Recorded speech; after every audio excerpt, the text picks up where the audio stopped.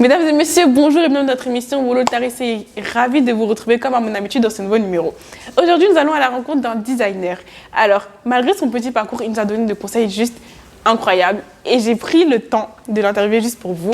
Donc, venez avec moi. Nous sommes avec Cham Fadiga, mais je te laisse le soin de te présenter de manière un peu plus détaillée. D'accord, merci beaucoup. Bonjour Kiss, bonjour à tous. Alors, je suis officiellement Aboubakar Sidiki Fadiga, alias Cham Fadiga. Cham qui est un prénom qui sera bientôt officialisé aussi. Voilà. Pour le cursus scolaire, alors après mon bac économique et social, ES, j'ai fait une licence en relations internationales et management. Et après, je me suis orienté de manière autodidacte vers le design. Voilà un peu. Donc aujourd'hui, mon métier, je suis designer, graphiste ou infographiste. Ça a plusieurs noms. Donc designer, quand on te graphiste, demande, infographiste. Quand on me demande, je dis comme ça vient. Souvent, je dis designer, souvent, je dis infographiste, souvent, je dis graphiste. C'est la même chose en fait. Okay. C'est la même chose. Et j'aimerais savoir du coup, en quoi consiste ton métier? Alors, donc d'abord je suis infographiste, mais je suis spécialisé dans le brand design.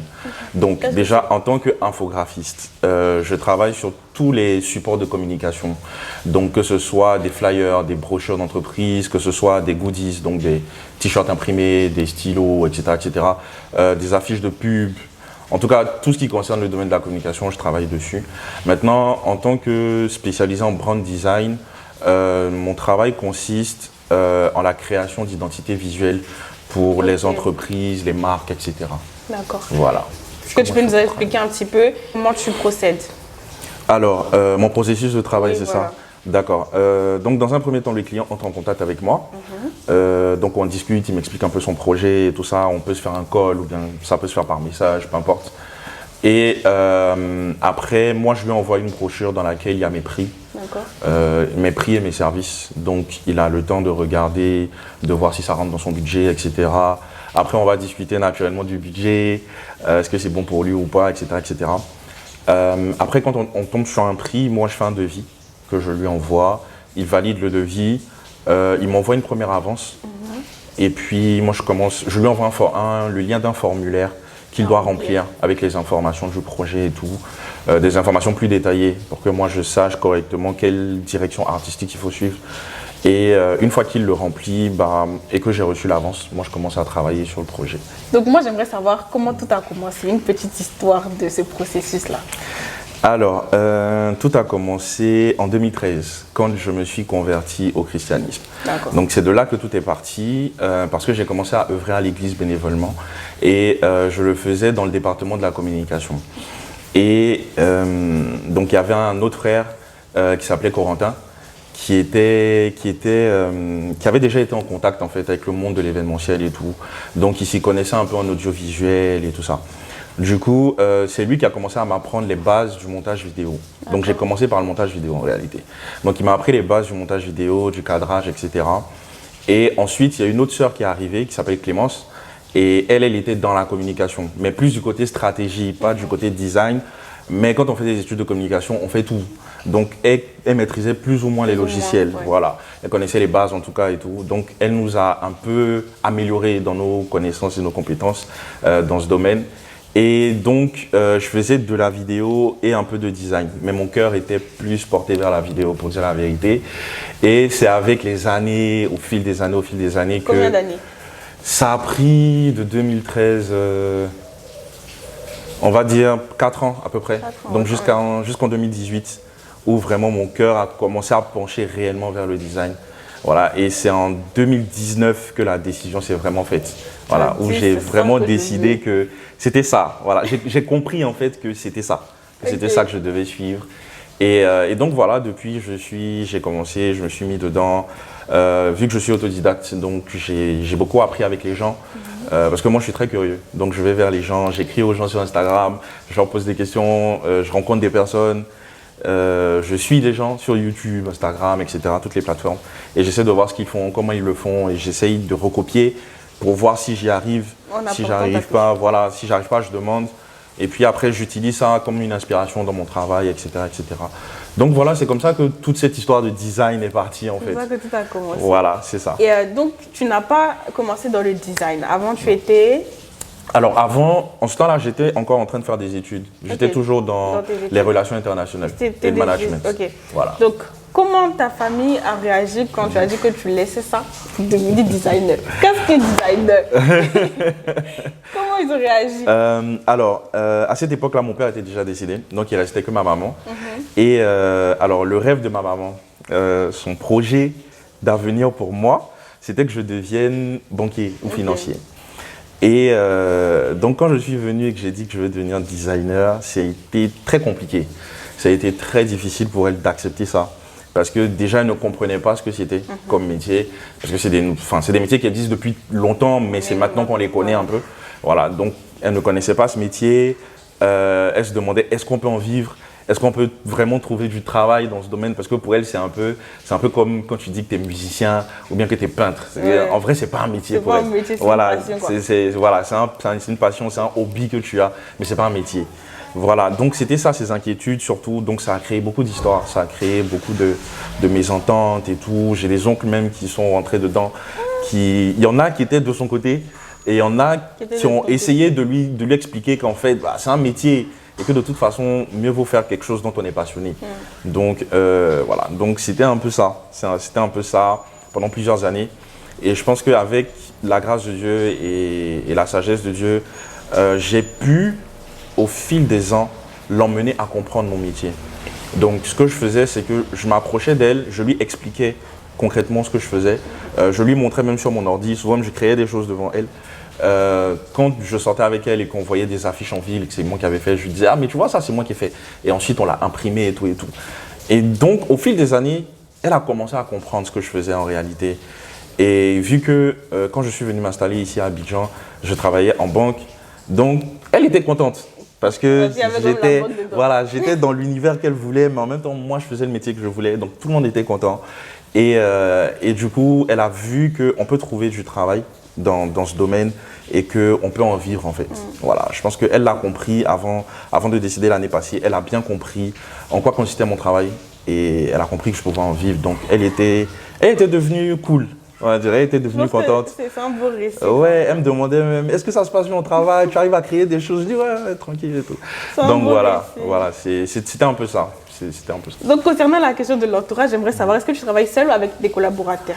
Alors, je travaille principalement seul, mais j'ai une assistante qui m'aide sur certains projets. Voilà. C'est quoi son rôle principalement? Son rôle principal, c'est de travailler sur tout ce qui est affiche de pub et contenu, surtout, principalement. Parce que moi, je me concentre beaucoup plus sur le brand, donc tout ce qui est création de logo, identité et tout.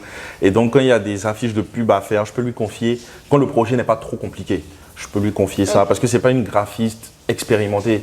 Mais elle a juste les bases, quoi. Voilà, elle a des bonnes bases et elle a un très bon potentiel. Du coup, moi, je la forme en même temps. Et puis, je lui confie des projets sur lesquels elle travaille. Et par derrière, moi, je fais des corrections. Je lui dis non, change ci, change ça. Ou au pire, je récupère le fichier, je fais moi-même les corrections qu'il y a à faire. Ok. Et comment tu l'as trouvé? Alors, je l'ai trouvé sur Instagram. C'est quelqu'un qui me suit. Et en fait, elle a même pas. En fait, elle a encore le syndrome de l'imposteur. Donc, ça fait qu'elle ne partage pas ses travaux. Du coup, elle partageait ses travaux uniquement en story. Donc, on voyait ça vraiment vite fait. Et moi, quand je voyais, ça me plaisait bien. Je trouvais qu'elle avait un bon potentiel, en fait. Donc, un jour, je lui ai écrit et je lui ai dit, viens, on travaille sur un projet ensemble. Et donc, on a travaillé ensemble sur un projet. C'était un visuel de la fête des mères de cette année. On a travaillé ensemble dessus. Et après, moi, j'ai posté. Et quand j'ai posté, je l'ai mis en partenariat en haut. Donc, c'est apparu sur son profil et tout. Et les gens ont kiffé. Les gens ont vraiment kiffé. Les gens ont aimé et tout. Et donc, c'est comme ça que c'est parti, elle et moi. Donc, après, je lui ai dit, est-ce que tu veux devenir mon assistante? Donc, elle était contente et tout. Et puis, c'est comme ça qu'on a commencé. Je lui ai confié 2-3 petits trucs. Elle a bien travaillé dessus. Et puis, voilà. Donc, on est toujours dedans. Intéressant. J'aime bien le fait que tu l'aies un petit peu forcé, entre guillemets, entre grosses guillemets même, tu l'as un petit peu forcé à se lancer et à accepter qu'elle a ce talent-là. Et si je ne me trompe pas, aujourd'hui, elle partage ses travaux sur son compte. Si je ne me trompe pas. Ouais. C'est vraiment beau. Donc maintenant qu'on te connaît un petit peu plus, on voit comment tu as commencé, avec qui tu travailles et tout. Est-ce que tu peux nous raconter une anecdote sur, depuis la création de ton entreprise? Une anecdote qui t'a marqué, un fait marquant, positif ou négatif? Hein? Une anecdote qui m'a marqué. Ouais. Alors, Ok, donc j'avais démissionné de mon boulot en février, en début d'année, pour être en freelance et tout. Et je crois quelques semaines après, j'ai été contacté par une jeune dame qui vit au Canada et qui m'a dit, voilà, je veux que tu crées le logo de mon association et tout ça. Donc j'ai travaillé sur le projet et tout, et elle a vraiment aimé mon travail. Et elle m'a confié un autre projet sur lequel j'ai travaillé, et elle a encore aimé mon travail. Donc aujourd'hui, ce qu'elle fait, elle m'a dit, franchement, moi j'aime beaucoup ce que tu fais, donc moi je vais travailler uniquement avec toi. Tous les projets que moi j'aurai, je te les confie. Et c'est toi qui vas travailler dessus. Et depuis, elle et moi, on a travaillé sur plein de projets. Je crois qu'on a travaillé sur 4 ou 5 projets ou plus. Ah ouais, quand même. Ouais, à peu près. Depuis le début de l'année. Ouais, depuis le début d'année. Et là, il y en a qui sont encore en cours et il y en a qui arrivent. Et donc, elle et moi, on est devenus assez proches quand même. Voilà, donc on s'appelle, on se fait des calls, on s'écrit. Voilà, c'est devenu quelque chose qui est au-delà du boulot. Ouais. Voilà, c'est devenu un peu comme une sœur. Donc, c'est un fait qui m'a beaucoup marqué parce que tu te retrouves directement comme ça en freelance et tu as un client qui est fidèle comme ça sur toute l'année et avec qui tu as un lien assez particulier. J'ai trouvé que c'était vraiment une bénédiction de Dieu. Voilà, parce que avant de se lancer en freelance, tu as beaucoup d'appréhension, tu te poses beaucoup de questions. Beaucoup de doutes. Voilà, il y a beaucoup de ça vaut doutes. le coup. Voilà, il y a tout ça dedans. Il y a la sécurité de l'emploi que tu laisses. Tu as un salaire chaque mois. Et là, tu te retrouves à courir derrière des clients qui vont souvent pas te payer. Voilà, donc c'est compliqué. Tu vas nous parler de ça tout à l'heure. Donc, il y a vraiment beaucoup de doutes. Mais là, je pense que Dieu m'a conforté dans le choix que j'ai fait. Voilà. Et depuis, franchement, tout se passe bien. Voilà. Merci. Donc, concernant les difficultés, quelles sont celles que tu as rencontrées et surtout, comment tu y as fait face? Et donne-nous un conseil à nous qui sommes peut-être dans ces difficultés-là. Comment est-ce qu'on pourrait relever la tête? Ok. Une difficulté ou plusieurs? Une ou plusieurs, ou la plus grosse que tu as rencontrée? Alors, je pense que l'une des plus grosses difficultés que moi je rencontre, c'est l'organisation. Ouais. Je trouve que c'est l'un des points les plus difficiles, ou sinon le point le plus difficile quand tu es en freelance, c'est de s'organiser entre sa vie de travail, sa vie professionnelle, sa vie sociale, sa vie personnelle, et puis tout ce qu'il y a autour. Bon, moi, par exemple, je crée du contenu en plus, donc il y a aussi la création de contenu dedans, et puis j'ai d'autres activités à côté, donc ça fait qu'il y a tout ça en même temps qu'il faut vraiment pouvoir gérer. Et souvent, c'est compliqué, c'est parce que les domaines peuvent se chevaucher, tu finis un truc, tu enchaînes un autre truc directement. Souvent, il y a un truc qui te prend plus de temps, donc ça va empiéter sur le temps que tu as pour l'autre domaine. Et donc, c'est vraiment l'organisation, c'est vraiment ça. Donc, je pense qu'il faut faire très attention à ce point, parce qu'on a des obligations envers les clients, donc respecter les délais surtout, etc. Donc, il y a des obligations à respecter. Et bon, si on n'est pas en mesure de les respecter, les clients c'est des humains, donc on en parle. Voilà, on leur dit voilà, ça va être compliqué, donc si tu peux me donner une semaine de plus et tout. Mais même ça, souvent on peut zapper. Moi, ça m'arrive beaucoup de zapper ça. Et du coup, souvent ça a créé des conflits avec certains clients, donc je me suis excusé, j'ai essayé de rattraper. Souvent, je fais des gestes commerciaux. J'essaie de faire des gestes commerciaux. Je leur dis bon, ok, choisis un support, je le crée gratuitement pour toi. Voilà, ça arrive. Ça peut arriver. Donc, c'est vraiment ce point-là qui est le plus difficile pour moi. Voilà, réussir à organiser tout ça en même temps. Mais je travaille dessus. J'essaye de créer des compartiments. J'essaye de répartir chaque chose, de donner une place à chaque chose. Et voilà. Mais en vrai, le domaine professionnel empiète toujours sur les autres. Oui. Donc, souvent, ça peut être un peu compliqué parce que moi, j'ai décidé que les week-ends, je ne travaille pas. Mais tu as des clients qui vont t'écrire « Non, mais tu vois, on est samedi, mais essaye de faire un effort. » Alors que samedi, tu as peut-être prévu de sortir un peu. Donc, tu vas dire à tes gars « Non, attendez, moi, je vais venir un peu en retard, le temps de finir un truc. » Voilà, donc ça peut être compliqué souvent. Voilà, ça peut vraiment être compliqué. Mais bon, on essaye de s'accommoder de tout ça en même temps et puis de faire en sorte que tout fonctionne quand même. Voilà. Donc, quel conseil nous donnerais-tu pour qu'on soit plus organisé dans nos différents domaines de vie? Je pense que le conseil que je peux donner, c'est de créer des compartiments et de donner un temps à chaque chose. Et vraiment d'essayer de respecter ça au mieux. Par exemple, j'ai décidé que je travaille de 9h à 17h. Donc, au-delà de 17h, il ne faut plus me demander de travailler. Moi, je fais autre chose. Je vais peut-être jouer aux jeux vidéo, je vais cuisiner, je vais vraiment faire autre chose. Voilà, donc j'essaye de respecter ça. Souvent, c'est compliqué, Souvent, je peux travailler jusqu'à 23h, minuit, C'est voire, ça aussi voire veiller. une des caractéristiques d'avoir son entreprise, c'est vraiment de savoir faire la distinction entre... C'est ça. Ok, c'est mon entreprise, mais j'ai aussi une vie à côté. Une vie à côté, une vie personnelle, sociale. Pour ceux qui ont femme et enfants, voilà, faut consacrer du temps à sa femme, il faut consacrer du temps à ses enfants. Ceux qui ont d'autres activités, il faut consacrer du temps à ça. Il y a aussi l'entourage, les amis et tout qui veulent te voir. Bon, tu peux pas tout le temps leur dire je travaille, je travaille. Bon, eux aussi ils travaillent, mais ils prennent le temps. Voilà, ils prennent le temps. Donc, faut aussi faire des efforts sur ce point-là. Donc voilà, je pense que c'est vraiment d'essayer de compartimenter les choses et puis essayer de respecter au mieux ce qu'on a décidé de faire.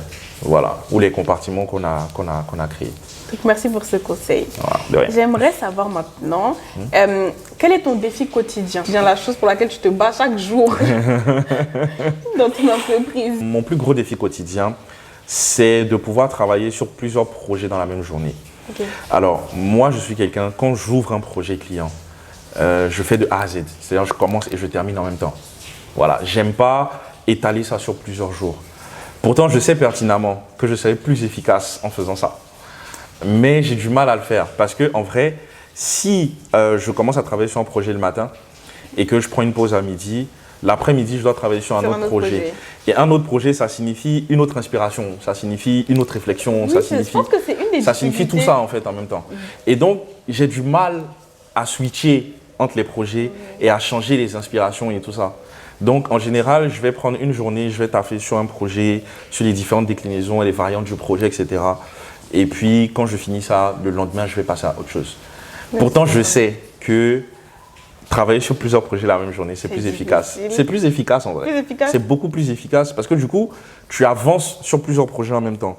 Mais moi, et tu finis plus vite. À la question de l'inspiration, souvent il faut être dans un certain mood. Oui, bien sûr, c'est le point le plus difficile en vrai. Mais sinon, de manière organisationnelle, c'est beaucoup plus efficace. Okay. Parce que tu avances en même temps sur plusieurs choses. Donc ça fait que tu peux finir avant le délai, tu peux finir plus tôt ou bien respecter carrément le délai. Mais dans tous les cas, tu avances sur tous les projets en même temps. Okay. Parce que là, ce que moi je fais, c'est que j'avance sur un projet aujourd'hui, demain je vais avancer sur un autre, demain je vais avancer sur un autre. Donc souvent, c'est un peu compliqué. Okay. Voilà. Et quand tu dis avancer, du coup, il s'avère que souvent tu finis le truc. Donc dans tous les cas, ça ne revient pas au même? En fait, le truc, c'est que quand je dis finir, par exemple, si je dois créer une identité visuelle pour un client, quand je commence à travailler sur le projet, je vais faire les croquis, je vais faire les recherches, après je vais me mettre sur mon ordi, je vais commencer à développer des trucs et tout. Et après, je vais faire une présentation que j'envoie au client. Donc moi, dans ma tête, je vais faire tout ça le même jour. Ah d'accord. Alors que certains, par exemple, ce qu'ils vont faire, c'est qu'ils vont aujourd'hui faire des recherches et puis commencer à faire des croquis. Ensuite, ils vont travailler sur un autre projet. Et puis demain, ils vont revenir, continuer à faire des croquis. Et puis après, maintenant, peut-être s'asseoir sur leur ordi, etc., etc. Donc ils étalent ça sur plusieurs jours en fait. Okay. Alors que moi, je vais vraiment tout faire d'un seul coup. Donc ça, c'est le défi que je vis tous les jours et contre lequel je me bats. Vraiment, parce que j'essaye d'être efficace en fait dans ce que je fais. Est-ce que tu penses que c'est un défi aussi pour tes confrères designers? Je sais qu'il y en a qui vivent ça. Après, je sais qu'il y en a aussi qui arrivent à étaler facilement sur plusieurs jours. Ils sont tranquilles à l'aise. Il y en a qui font des semaines sur des projets, ils n'ont pas de problème avec. Voilà. Ils étalent ça vraiment, ils prennent le temps de vraiment développer le truc et puis voilà. Ok. Donc maintenant, mise en situation.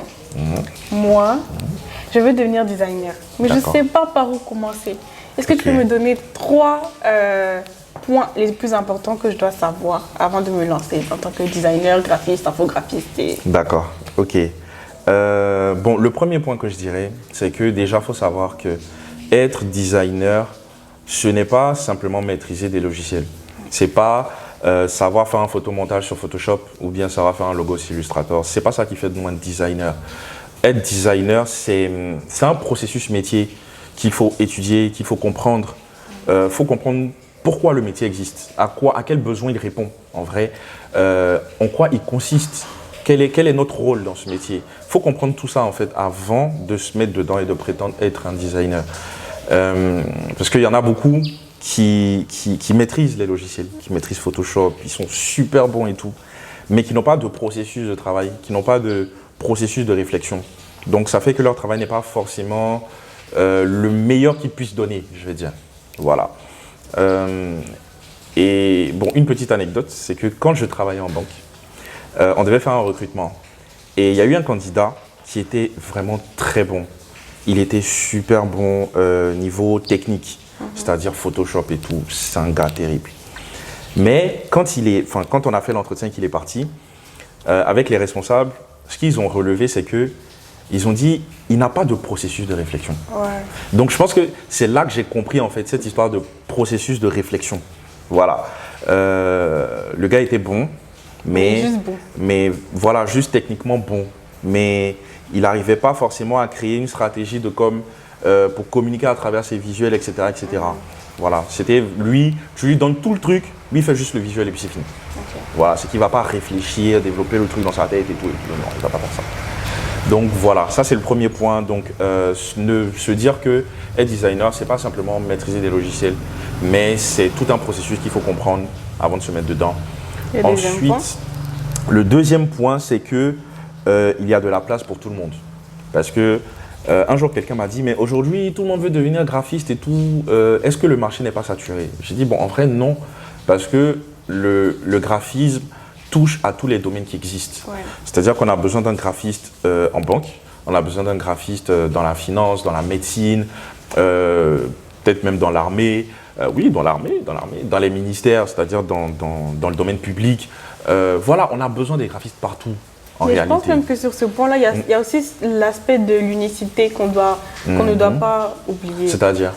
Certes, le domaine peut être saturé, mais un designer, je pense qu'il a son petit truc. Il a son truc à lui.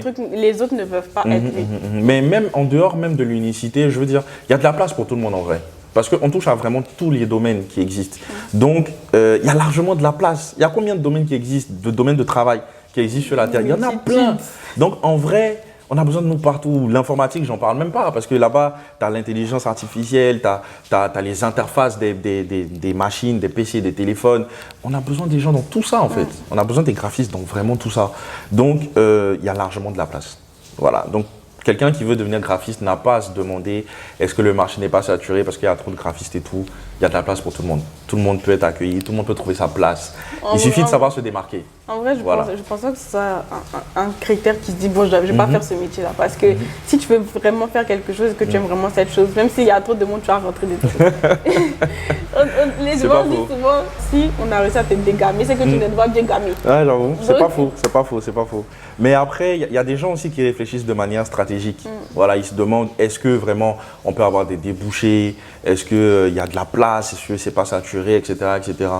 Voilà, donc ils réfléchissent stratégiquement, pas par passion, mais de manière stratégique pour leur carrière professionnelle. Voilà, ce genre de personnes, par exemple, ils vont penser plus à la sécurité, donc aller vers des domaines où peut-être le marché est moins saturé, etc. Mais franchement, il ne faut pas s'inquiéter, il y a largement de la place. Donc ça, c'est les deux points. Et le troisième? Alors, le troisième point qu'il faut savoir avant de se lancer dans le design, c'est que dans le domaine du graphisme, il y a beaucoup de spécialités. Okay. Voilà. Très souvent, on ne le sait pas forcément quand on rentre dedans. C'est une fois dedans et peut-être après des mois ou des années d'exercice qu'on s'en rend compte. Mais il y a plusieurs spécialités, comme dans la médecine. Voilà, tu as des ophtalmologues, tu as des gynécologues, tu as plusieurs spécialités. C'est pareil ici, il y en a plusieurs. Donc tu as les illustrateurs, tu as les designers d'interface qu'on appelle les UI, UX designers, tu as les brand designers comme nous, etc. Et donc, toutes ces spécialités, en fait, on ne peut pas toutes les maîtriser en même temps. Voilà. Je pense qu'on peut avoir plusieurs compétences, on peut être multidisciplinaire, mais il faut quand même se spécialiser dans une chose. Donc voilà. C'est ce que tu préconiserais? C'est ce que moi je préconiserais en tout cas, voilà, pour pouvoir se vendre dans une spécificité particulière. Voilà. Et puis je pense aussi que quand tu es spécialisé dans quelque chose et qu'il n'y a pas beaucoup de monde qui sont spécialisés, tu as plus de valeur. Tu as plus de valeur, tu es plus rare et du coup tu peux mettre un certain prix. Voilà, parce que ta spécialité est rare en fait. Voilà, donc c'est un peu ça. Il y a un aspect de luxe en fait. Voilà, il y a un aspect d'unicité, de prestige, de j'ai pu m'offrir le service de ce gars. Okay. Voilà. Et maintenant, moi qui suis entrepreneur, d'après toi, quelles sont les 3 attitudes ou les 3 comportements que je devrais avoir pour être un bon entrepreneur? En dehors du fait que tu es designer et tout, vraiment l'entrepreneur que tu es. Ok. Alors, bon, je ne suis pas entrepreneur depuis longtemps, Mais tu as mais le peu que je peux dire, c'est que déjà, la première attitude, je pense qu'il faut au préalable avoir une vision. Une vision ou un rêve ou un objectif qu'on suit. Parce que si tu ne vois rien devant toi, en vrai, tu es dans la brume, tu ne suis rien du tout. Oui. Alors que quand tu as un objectif devant toi, en fonction de cet objectif, tu vas avoir une certaine rigueur, tu vas avoir une certaine discipline, tu vas avoir un certain niveau que tu vas te donner. De constance. Voilà, une certaine rigueur, etc. Et donc, avoir un objectif, c'est la base. C'est vraiment le début de la chose. Si tu n'as pas d'objectif, ne commence pas. Si tu n'as pas de vision, si tu ne vois rien devant toi, ne commence pas. Voilà, il faut savoir pourquoi tu te lances, pour qui tu le fais, quel est l'objectif que tu vas atteindre derrière, etc., avant de se lancer. Donc ça, c'est le premier point. Le second point, je pense qu'il faut être résilient. C'est-à-dire qu'il faut savoir surmonter les épreuves et les chocs qui vont arriver. Parce que ça va forcément arriver. Ça va forcément arriver. Il y a des clients avec qui on va rentrer en conflit. Il y a des clients qui ne vont pas nous payer. Souvent même, il y a des contrats qui seront difficiles à exécuter dans la faisabilité. Il y a tout ça qui va arriver, mais il faut être résilient. On peut même être trahi par un collaborateur, etc. C'est des situations qu'on a vues, que des gens ont vécues. Donc, il faut savoir être résilient. Malgré tout ça, il faut se dire qu'on continue à suivre l'objectif et on va juste recalibrer le chemin, mais on doit toujours suivre l'objectif et puis arriver. Voilà, donc je pense que la résilience, c'est le deuxième point, super important. Et le dernier point, je pense que c'est l'organisation. Voilà, un entrepreneur qui n'est pas organisé va vite cogner le mur, ça c'est sûr, parce que comme j'ai dit tout à l'heure, les domaines de la vie vont se chevaucher et à un moment, il va être bloqué. Ou bien il devra faire un choix qui va vraiment le pénaliser dans un domaine. Voilà, il va devoir choisir un domaine par rapport à un autre et ça, c'est super compliqué. Donc je pense que l'organisation, c'est super important pour trouver le juste équilibre entre chaque domaine de la vie et puis faire une bonne répartition de son temps et de son énergie aussi. Voilà. Merci. C'est des conseils que je prends à cœur parce que moi aussi je suis dedans. Maintenant on va parler de l'aspect financier. D'accord. Est-ce que pour moi qui veux tout abandonner pour devenir designer, est-ce que financièrement c'est une bonne chose à faire? Alors. Tout abandonner du jour au lendemain, je dis je veux devenir designer. Est-ce que j'aurai l'argent? Est-ce que je vais manger à la fin du mois? Toi qui es dedans, réponds. Bon, tout abandonner, déjà, c'est pas une bonne stratégie. Ok, d'accord, donc je n'abandonne pas. C'est pas une bonne stratégie. Non, mais plus sérieusement, oui, je pense qu'on peut largement en vivre. Après, tout dépend de chacun. Tout dépend vraiment de chacun. Du style de vie que tu veux aussi. Du style de vie, des conditions dans lesquelles tu travailles. Enfin, il y a beaucoup de paramètres, je vais essayer d'en citer quelques-uns, mais ça dépend de beaucoup de choses. Voilà, déjà, il faut savoir qu'en freelance, en tant que graphiste, on fixe nos tarifs en fonction de beaucoup de paramètres. Donc, en fonction de nos charges, donc de nos abonnements, de nos taxes, de beaucoup de paramètres en tout cas, de notre expérience. Ça, c'est un point très, très important parce qu'un graphiste qui a 2 ans d'expérience ne pourra pas donner le même prix qu'un graphiste qui en a 10. Un graphiste qui a 10 ans d'expérience est carrément différent, n'a rien à voir. Imagine maintenant que tu as 10 ans d'expérience, mais non, tu as 2 mois d'expérience, mais tu as le même travail que quelqu'un qui a 10 ans. Oui, après, comment tu justement, je venais parce que le truc, c'est que l'expérience compte dans certaines catégories de clients. Certains vont te demander combien d'années d'expérience tu as. Et en fonction de ça, ils vont t'évaluer. Mais après, il faut savoir se vendre. Ça, c'est le plus important. Il faut savoir se vendre. Il faut savoir donner la valeur que tu as en fait, tout simplement. Faut savoir transmettre aux gens la valeur que tu as. Moi, je sais que il y a des gens qui m'ont dit non, mais toi, quand on voit ton travail, on sait qu'on ne peut pas s'offrir tes services. Je dis mais non, en vrai, je ne suis pas cher. Ils disent non, c'est bon, quand on voit déjà, on sait que toi, il ne faut pas aller vers toi. Mais alors qu'en vrai, je pense que c'est plus la manière dont je me suis vendu. Voilà, c'est plus la manière dont je crée mes contenus, dont je fais mes posts. Il y a une certaine rigueur, une certaine propreté, je veux dire, une certaine organisation, voilà, un certain professionnalisme qui fait que les gens ont une certaine valeur de moi. Voilà. Et peut-être que moi-même, je m'estime moindre ou peut-être que je m'estime plus, je ne sais pas. Mais dans tous les cas, les gens ont une valeur de toi. Donc, c'est à toi de savoir te vendre en fonction de tes compétences, en fonction de ce que tu sais faire, en fonction de ce que tu produis. Donc, c'est sur cette base aussi que tu vas fixer tes tarifs. Donc, il y a tous ces paramètres-là qui vont entrer en ligne de compte. Mais dans tous les cas de figure, moi, je pense qu'on peut en vivre. Il y a des graphistes freelance qui font de très gros chiffres d'affaires. De très, très gros chiffres d'affaires. Et franchement, quand je parle de gros chiffres d'affaires, je parle des dizaines de milliers d'euros. Ok. Oui, j'en connais qui font des dizaines de milliers d'euros comme chiffre d'affaires. Non, à la fin de l'année. Mais t'imagines, tu fais genre 60 000 euros de chiffre d'affaires en un an, quand même. Voilà, c'est un peu. Voilà. Quand tu enlèves les charges, peut-être tes charges, tu vas aller peut-être à 20 000 euros. Voilà, après, il te laisse une bonne marge. Tu vois, voilà. Donc, imagine, tu fais ça sur 2-3 ans. Bon, tu es millionnaire largement. Voilà, donc, enfin, millionnaire en francs CFA, pas en euros, hein, bien sûr. Donc, voilà, donc pour dire que tout dépend de chacun. Tout dépend de chacun, de comment on se vend et de ce qu'on produit comme travail. Mais pour répondre à la question, oui, on peut en vivre sans faire aucune autre activité autour, oui. On peut largement vivre de ça. Restons encore dans la partie financière. Quel est l'investissement qu'il faut pour se lancer en tant que designer professionnel? L'investissement qu'il faut, alors… Qu'est-ce qu'il nous faut, le matériel d'abord? Le matériel, bon, même ça va dépendre de la spécialité. Parce qu'il y a certaines spécialités qui vont demander certains types de matériel. Par exemple, si tu es illustrateur, tu auras besoin peut-être d'une tablette graphique pour faire tes dessins, tes illustrations et tout. Donc ça a un certain coût en fonction de la tablette, parce qu'il y a des tablettes graphiques avec des écrans. Donc ça, tu peux aller de 500 000 à 1 million. Voilà, ça peut aller vraiment loin. Voilà. Et il y a des tablettes graphiques vraiment simples qui te coûtent 50 000 avec le petit stylet et tout. Donc tout dépend de la spécialité que tu as. Mais en règle générale, pour tout type de graphiste, la première chose qu'il faut avoir, c'est un ordinateur. Voilà, parce que c'est sur ça, c'est notre outil de travail principal. Donc investir dans un PC, mais un bon PC. Voilà, on ne va pas donner de marque. Voilà, non, on ne va pas donner de marque, mais il ne faut pas qu'on se mente. Il faut un certain niveau de caractéristiques quand même pour le PC. Voilà, parce que les logiciels qu'on utilise sont de gros logiciels qui font vraiment tourner la machine. Donc, il faut des machines qui sont assez puissantes quand même.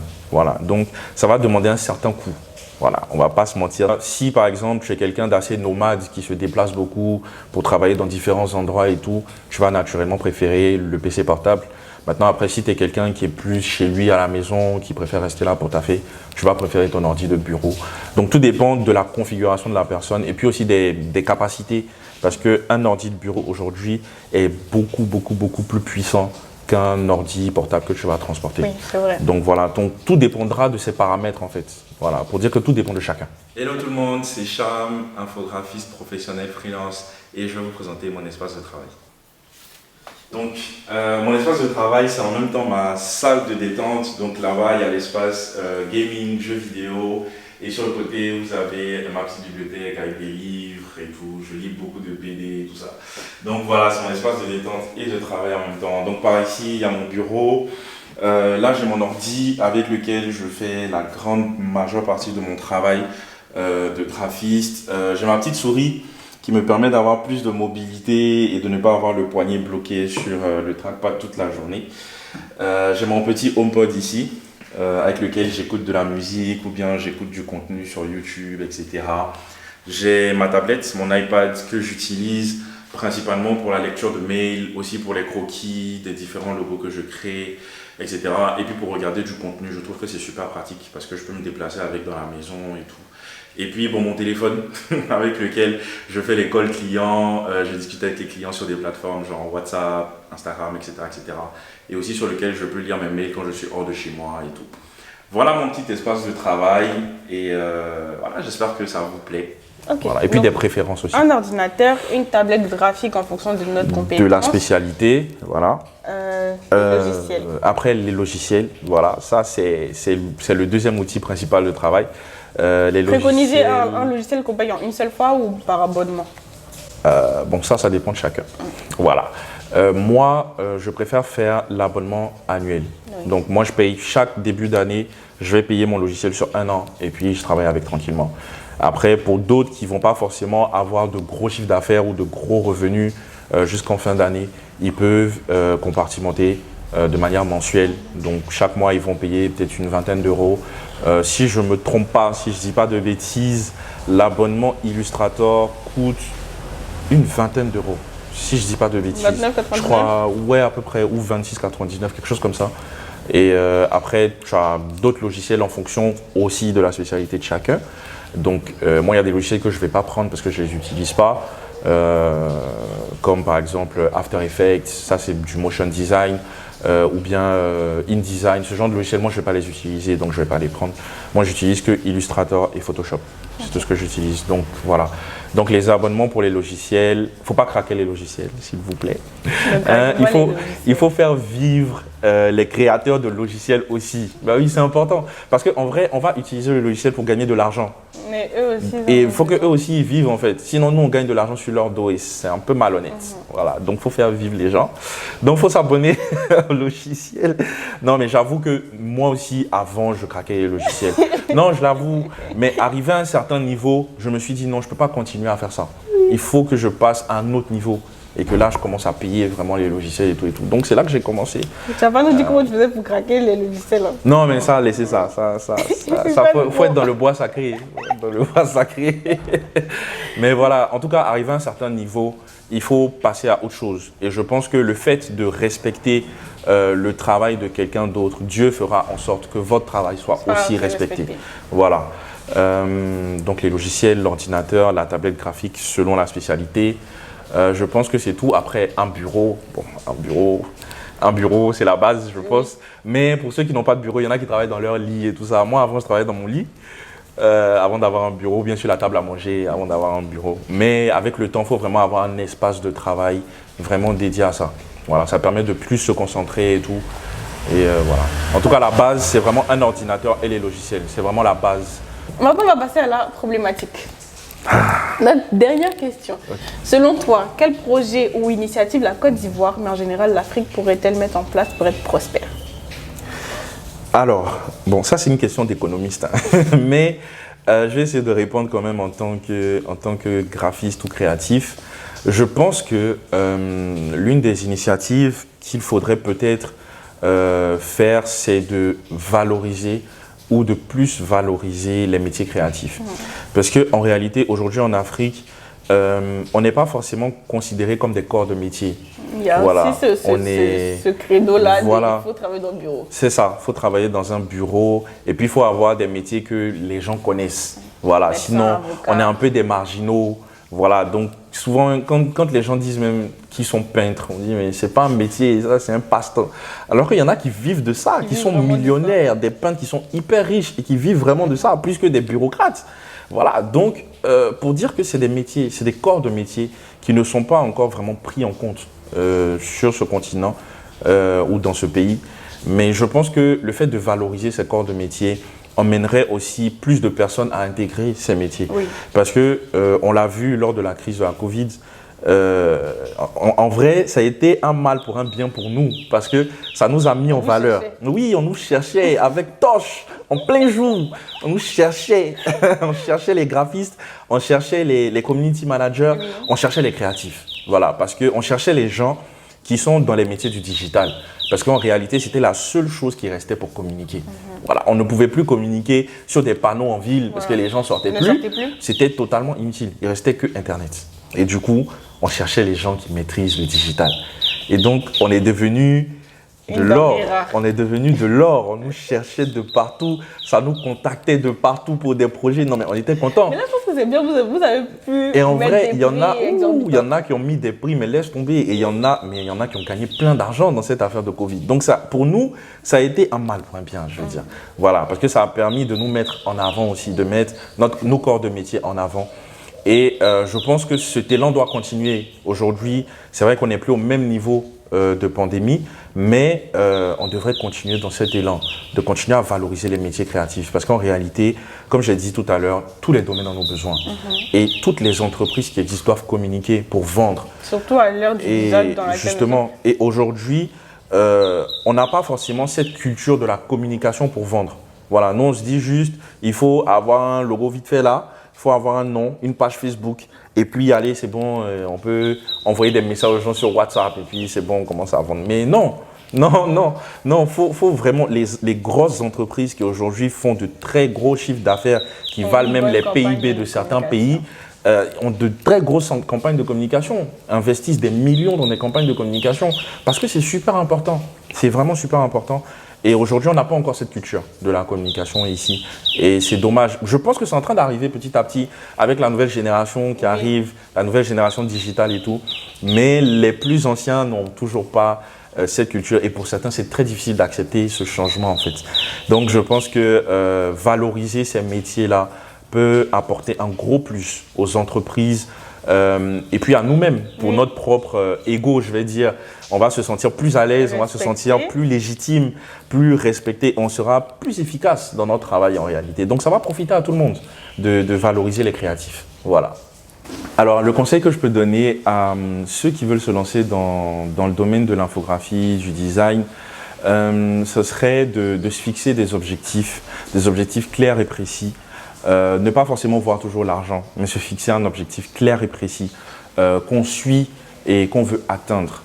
Voilà, ne vous dites pas que tout est une question d'argent. C'est vrai, il faut vivre de son métier, mais au-delà du métier, il y a aussi les belles relations qu'on a, il y a aussi les beaux contacts qu'on a avec les gens, etc. Donc, il y a beaucoup d'autres paramètres dans ce métier parce qu'on rencontre beaucoup de personnes différentes, d'origines différentes, qui vont nous confier des projets totalement différents. Et donc, faut savoir profiter de ces moments-là. Faut savoir en profiter. Aussi, quand on veut se lancer dans le design, il faut être prêt. Il faut être prêt psychologiquement, il faut être prêt émotionnellement, il faut être prêt physiquement. Parce que ça n'a pas l'air comme ça, mais c'est un métier qui est très éprouvant. C'est un métier qui est fatigant. Parce que lorsqu'on crée quelque chose, on met tout ce qu'il y a en nous dedans. C'est-à-dire que notre énergie physique va être dedans parce que tu vas prendre le temps de réfléchir pendant des heures, des jours, des semaines, etc. Il y a ton énergie émotionnelle, tout ce qui est sentiment en toi va être mis dedans. En tant que designer, si tu n'es pas dans un bon mood, tu ne peux pas créer quelque chose de bon. Donc en réalité, quand tu vas créer, on va sentir tout l'amour, tout le professionnalisme, toute la rigueur que tu as. Toutes tes émotions vont être dedans. Et à côté de ça, il y a aussi ton intelligence, donc ton esprit qui vont entrer en ligne de compte, ton ingéniosité, ta créativité. Ça, c'est le côté spirituel de la chose. Donc, il faut être prêt dans toutes ces catégories avant de se lancer. Et puis, émotionnellement, par exemple, vous allez rencontrer des clients qui vont souvent vous fatiguer, qui vont souvent vous énerver, qui vont souvent vous vexer, etc. Donc, il faut savoir gérer tout ça. Voilà, donc il faut vraiment être prêt dans ces trois catégories-là avant de se lancer. Pour des personnes qui veulent se lancer dans l'entrepreneuriat, je dirais la même chose. Le dernier point est toujours présent.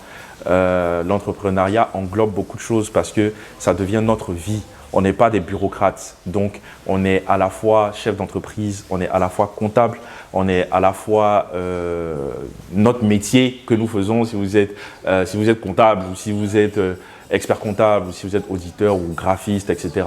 Donc, vous faites votre propre métier. Mais en plus de ça, vous êtes le comptable de votre entreprise, vous êtes le juriste de votre entreprise, vous êtes le commercial de votre entreprise, vous allez chercher des clients, etc. Pour vous dire que c'est très éprouvant, c'est très fatigant. Donc, il faut être prêt dans toutes ces catégories, ces trois catégories que j'ai citées. Il faut être vraiment prêt.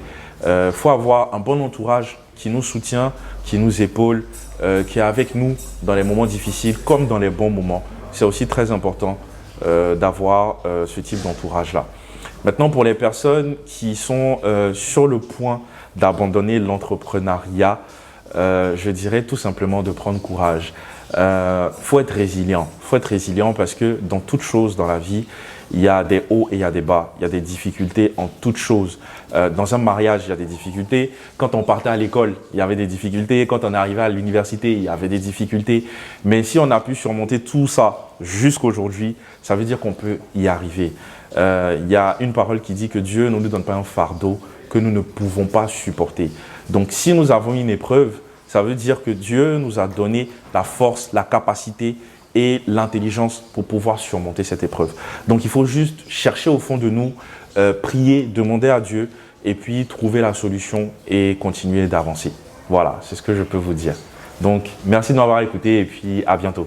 En tout cas, merci Cham d'avoir répondu à toutes nos questions. Le plaisir a été pour moi. Et aux questions de ceux qui veulent se lancer dans ce domaine-là. Merci. Est-ce que tu as quelque chose à dire Comment tu t'es senti durant cette interview? Comment je me suis senti? Alors c'était bien, une belle ambiance. Et c'est toujours un plaisir de partager la petite expérience qu'on a, voilà, parce que ça donne différentes perspectives des choses aussi à certaines personnes et on espère que ça va aider pas mal de gens. Nous aussi, on l'espère. Donc, si vous aussi, vous voulez participer à cette émission, n'hésitez pas à contacter les numéros et les contacts qui s'affichent à l'écran. Et d'ici là, j'espère vous retrouver très bientôt avec un nouvel intervenant. Et comme on dit ici, on se dit au sommet. On se dit au sommet. À bientôt. Ciao. Ciao, ciao.